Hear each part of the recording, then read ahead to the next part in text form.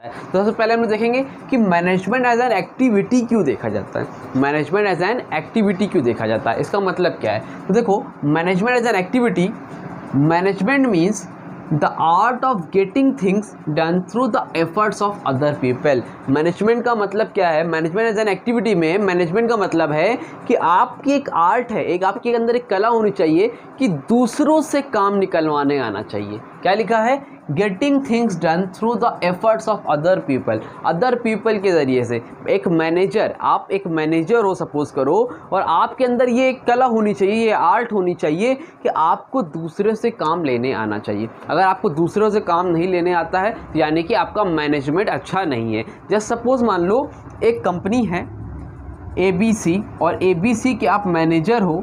क्या हो बेटा, आप एक मैनेजर हो, वहाँ पे कई लोग आपके अंडर में काम करते हैं। ठीक है, आप एक मैनेजर हो, जाहिर सी बात है आपके अंडर में कई लोग काम करते हैं। अब 10 लोग काम करते हैं, उनसे आपको काम करवाना है। कुछ भी आप बनवा रहे हो, बोर्ड बनवाते हो, तो आपको काम करवाना है। तो काम करवाने के कई तरीके हैं। क्या है, या तो आप उनसे डांट के काम करो, बहुत स्ट्रिक्ट रहो, या तो बहुत फ्रेंडली रहो, या तो आप एकदम उनको बोनस दो, उनको इंसेंटिव दो, लालच दो, भैया आपको मैं और पैसा दूंगा। तो अलग अलग तरीका है, बट दूसरों से काम करवाने आना चाहिए। यही बोल रहा है management as an activity. Management as an activity में मैनेजमेंट का मतलब है कि getting things done through the efforts of other people, through the efforts of other people, दूसरों के ज़रिए से काम निकलवाने आपको आना चाहिए। ठीक है, समझ में आई बात।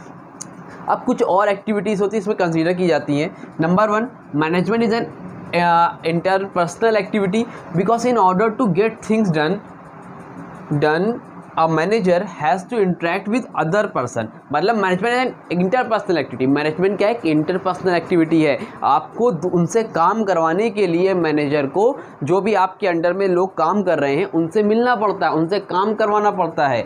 To get thing done manager has to interact with other person, other person से इंटरेक्ट होना पड़ेगा, घर बैठे काम नहीं होगा। मैनेजर क्या करना पड़ता है, उनसे जाके मिलना पड़ता है, उनसे कंसर्न करना पड़ता है, भाई आप ऐसे काम करो, आप ऐसे काम करो। तो मैनेजमेंट क्या है, एक इंटरपर्सनल एक्टिविटी है। ठीक। Number 2, management is a group activity. Management क्या बेटा, एक ग्रुप एक्टिविटी है, एक आदमी का काम नहीं है। अभी आपके पढ़ने वाले management as a group activity है, जहाँ पर डायरेक्टर भी हैं, मैनेजर भी है, कई लोग हैं, एक आदमी का काम नहीं होता है। मैनेजमेंट एक ग्रुप एक्टिविटी जिसको कई लोग मिलकर काम करते हैं और फिर उसका जो गोल होता है जो अचीव करते हैं। ठीक।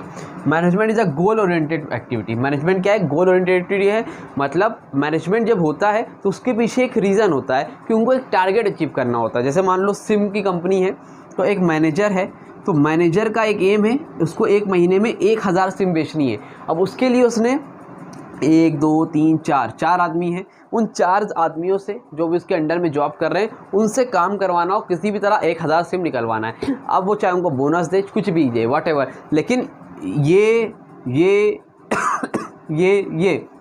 जब ये चारों काम करेंगे और साथ में मैनेजर करवाएगा इनसे अच्छे से काम, तभी तो अचीव होगा।